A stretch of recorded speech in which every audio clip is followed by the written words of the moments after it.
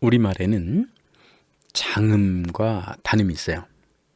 예를 들어서 똑같은 말을 한다 할지라도 정상, 정상 이런 차이가 있거든요. 산 꼭대기를 정상이라고 그러죠. 또 대통령끼리 만날 때 정상회담이라고 합니다. 이때 정은 짧게 발음합니다. 정상, 정상에 올라갔다. 산 위에 올라가서 산 정상에서 큰 소리로 외쳤다. 이렇게 정상회담, 산의 정상, 꼭대기를 정상이라고 말합니다. 그런데 쟤 비정상이야. 정상적인 애야 쟤가. 이렇게 얘기할 때는 특별한 변동이나 탈이 없는 제대로인 상태, 그거를 정상이라고 합니다. 정확한 사전상의 발음으로 한번 들어볼까요?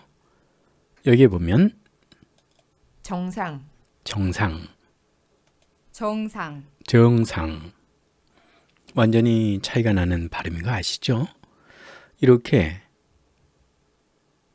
정, 상당히 차이가 있는 걸 알 수 있습니다. 또 우리나라 인물 중에 예를 들어 성씨가 있어요. 성씨가 있는데 그 성씨 중에 이렇게 거물의 정자를 쓰는 정약용 이런 사람들은 정약용, 정 이렇게 읽는 게 아니라 정약용 이렇게 있습니다. 정씨 아저씨가 되는 거죠.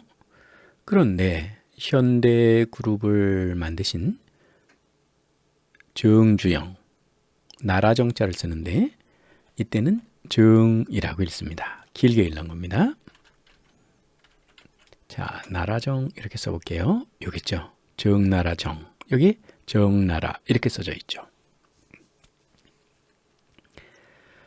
그렇기 때문에 우리나라에서 가장 많은 성씨 중에 하나인 나라정자를 쓰는 사람들은 정 이렇게 읽어줘야 됩니다.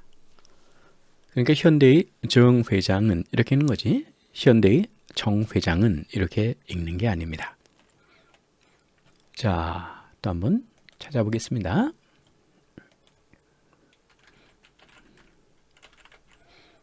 여기 볼까요?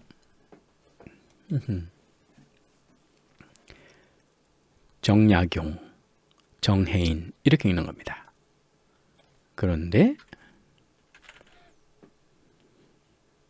이럴 때는 어떻게 읽을까요?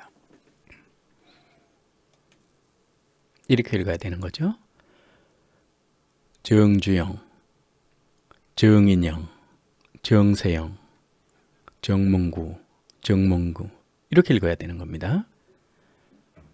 이렇게 읽어줘야만이 발음이 정확히 되는 거죠. 정몽준, 정의선, 정지선, 정교선, 정지 이렇게 읽는 겁니다. 정지희 이렇게 읽는 게 아닙니다. 그래서 정주영 이게 아니라 정주영 이렇게 읽어줘야만 하겠습니다. 우리말이 어때요? 상당히 어렵죠? 네, 맞습니다. 그래서 여러분께서 정확하게 이걸 모르겠다 그럴 때는 어떻게 해야 될까요? 이렇게 읽어주는 겁니다. 그냥 정도령, 정서방, 정도령 이런 식으로 읽어주시면 될 것 같습니다. 정확하게, 정확하게 이게 아니라 정확하게 라고 해주는 게 이게 어떻게 보면 정확한 발음입니다.